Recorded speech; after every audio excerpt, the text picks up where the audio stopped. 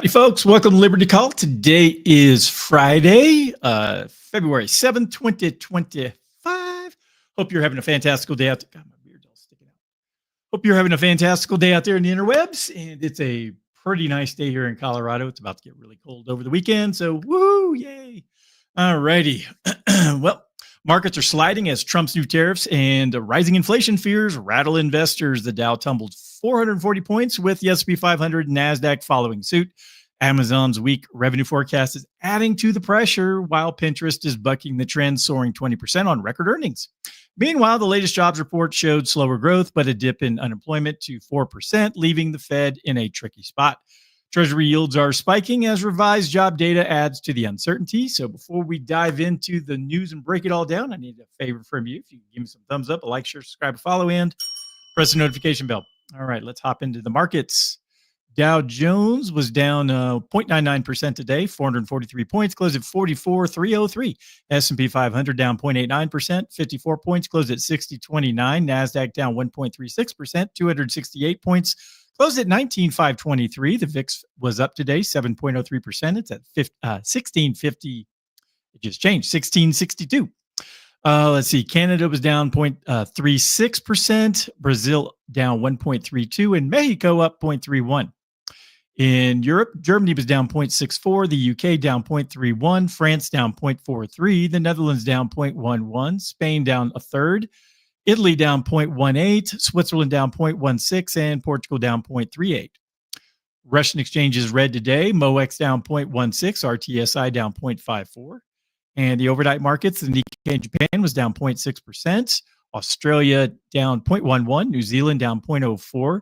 In China, the Shanghai was up 1.01%. The Shenzhen Component up 1.75%. China A50 up 1.26%. DJ Shanghai up 1.18%. Hang Seng up 1.16%.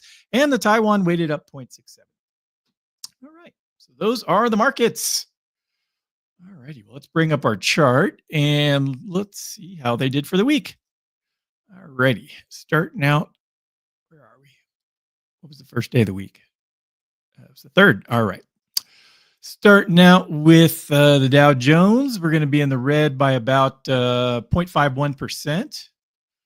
S&P 500 it's going to be in the red by 0.62%. The NASDAQ it's going to finish the week down 0.69%. The Dow Utilities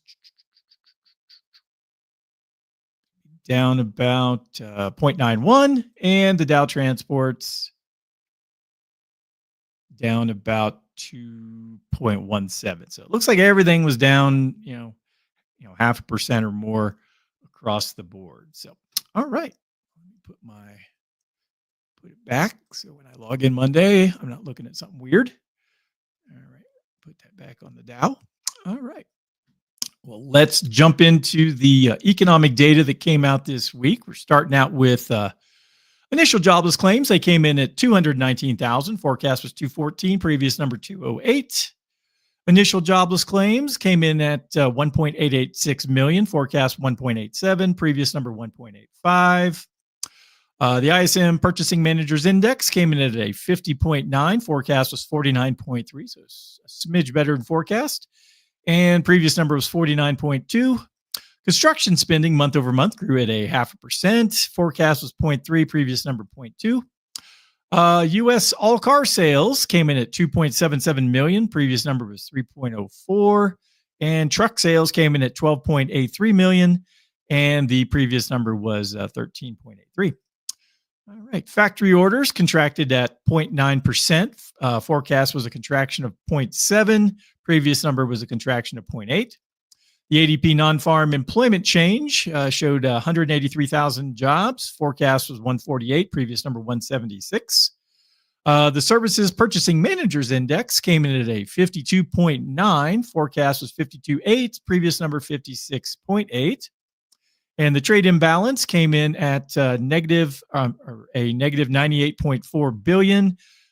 Previous number was 96.5. And the forecast was 96.5. Previous number was 78.9. So a bit of a jump from last month. Unemployment rate came in at 4%, ticked down by 0.1% from 4.1, or the forecast of 4.1 and the previous of 4.1. And the U6 unemployment rate is 7.5%, same as last month. And the labor participation rate is currently sitting at 62.6. Previous number was 62.5. All right, so those are all of our data points for the week. Let's jump into the market recap. S&P 500 slips as fresh tariff inflation jitters bite. U.S. stocks took a hit on Friday with the S&P 500 sliding as investors reacted to weaker than expected jobs data and rising inflation concerns, compounded by President Donald Trump's announcement of new tariffs set to take effect next week. President Trump revealed plans to impose reciprocal tariffs on U.S. imports, matching the rates of other countries charge on American exports. While specific countries weren't named, this move sparked fresh fears of a global trade war. The European Union has already attempted to defuse tensions by proposing a reduction of its 10% import tax on cars to align more closely with the U.S. 2.5% rate.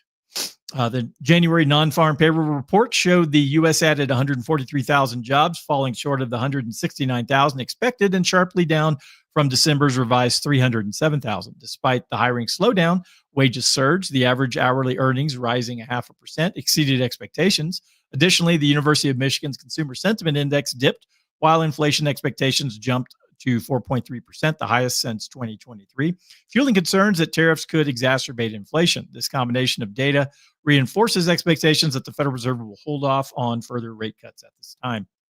Amazon dropped 4% after issuing weaker than expected first quarter guidance, citing headwinds from a stronger dollar and slowing cloud growth at Amazon Web Services. Similarly, Microsoft and Google also reported tepid cloud performance, raising doubts about the returns on hefty AI investments. Tesla slipped 1.7% as sales of China-made vehicles declined by 11.5% year over year.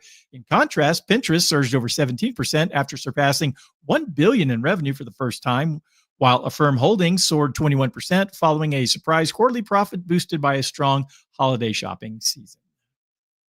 All right, so that's the market recap. Let's dive into some of the data. January employment report via First Trust and Mr. Robert Stein put this report together. The U.S. job market continued to grow moderately in January, but significant revisions to previous reports have complicated the economic picture. Non-farm payrolls increased by 143,000 in January, falling short of expectations. However, upward revisions for November and December added 100,000 jobs, bringing the net gain to a solid 243. A closer look at the core job growth, excluding sectors like government, education, healthcare services, and leisure and hospitality, which are heavily influenced by government spending and regulation, shows a 53,000 increase in January. This exceeds the 30,000 monthly average from the past year, indicating steady growth in the private sector.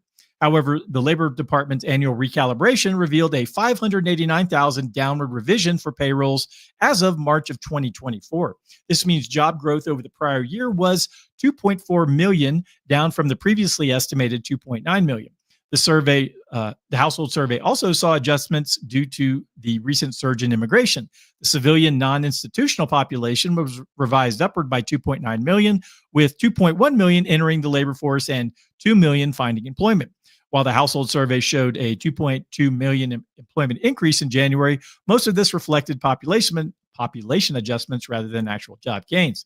On the downside, total hours worked declined by 0.2% in January, marking the second consecutive month of decreases. However, workers saw a positive bump in wages, with average hourly earnings rising 0.5% in January and up 4.1% from a year ago, outpacing inflation. Despite these wage gains, the Federal Reserve likely views them as a hurdle in its efforts to bring inflation down to its 2% target, suggesting rate cuts are off the table for the next few meetings.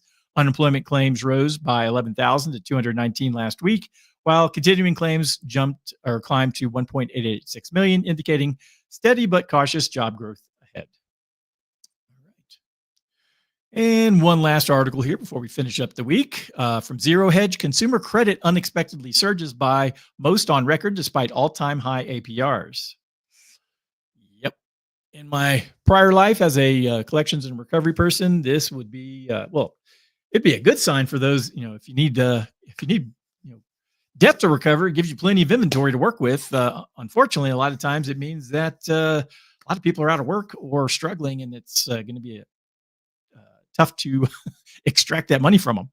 All right, let's dive in. U.S. consumers into 2024 with a surprising surge in credit card debt, defying expectations and economic logic. After a significant drop in revolving credit in November, the largest since the COVID crash, many anticipated continuing declines due to high interest rates and depleted savings. Instead, December saw consumer credit skyrocket to a record 40.8 billion, far exceeding Wall Street's 14.6 billion estimate. It's Christmas, folks. You got to load up those credit cards, so you got to take care of everybody. This marked the largest beat on record for this data series, with revolving credit, primarily credit card debt, accounting for 22.3 billion for the increase, reversing November's 14 billion decline. Non-revolving credit, including student and auto loans, rose by 18 billion, following its usual modest growth.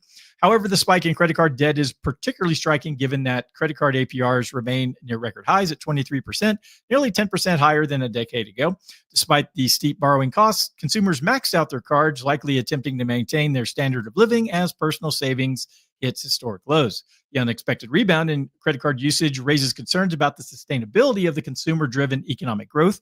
With emergency COVID savings exhausted and wages falling to keep pace with inflation, many households appear to be relying heavily on debt to fund their spending. With the surge in credit, many have fueled the strong holiday shopping season. There's a limit to how long this trend can continue. Eventually, maxed out credit cards and rising interest payments could force consumers to pull back, potentially slowing the broader economy. And then, of course, then there's bankruptcies and everything else. The data suggests that the U.S. consumers are increasingly stretched thin, using debt to extend and pretend their purchasing power. As credit limits are reached and defaults potentially rise, the economy may face headwinds in the coming months, particularly if interest rates remain high and wage growth stagnates. Well, I wouldn't call interest rates relatively high. I think they're kind of normal at this point, but what do I know? All right. Well, that's everything that I had to cover for today. If anyone needs anything from me, please go to DSAFinancialGroup.com. All your financial planning needs can be addressed there. Give me a buzz. I'd be happy to help. All right. Well, hope everyone out there has a wonderful weekend, and I'll talk to everyone again next time. Adios.